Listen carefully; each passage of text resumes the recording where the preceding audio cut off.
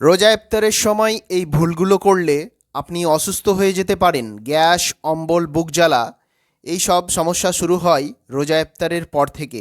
আমাদের সমাজে রোজা ইফতার মানে তেলে ভাজা, পেঁয়াজি বেগনি চপ, প্লেট ভর্তি মিষ্টি, ঠান্ডা পানি ও কোল্ড ড্রিঙ্কস। টেবিল ভর্তি আয়োজন। সারাদিন খালি পেটে থাকার ফলে শরীর এইসব ধরনের খাওয়া সহ্য করতে পারে না, তার ফলে পেট ঠিকমতো হজম করতে পারে না।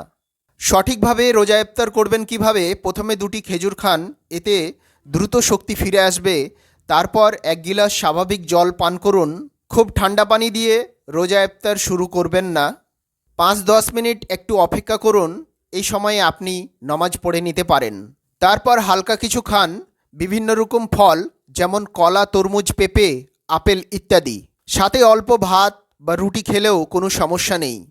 মনে রাখবেন, ইফতার মানে পেট ভরে খাওয়া নয়, ধীরে ধীরে শরীরের শক্তি ফেরানোই আসল কথা। যেসব ভুল রোজার দিনে করবেন না: বেশি তেলে ভাজা খাবেন না, অতিরিক্ত মিষ্টি এড়িয়ে চলুন, ঠান্ডা জল ও কোল্ড ড্রিঙ্কস খাবেন না, একসাথে বেশি খাবার খাবেন না, না হলে গ্যাস অম্বলের সমস্যা হতে পারে। সুস্থ থাকতে চাইলে রোজার দিনে পানি খুব দরকার। রোজা ইফতার থেকে সেহরি পর্যন্ত 7 থেকে 8 গিলাস পানি পান করলে শরীর দুর্বল হবে না, শরীরে পানির কমই হবে না।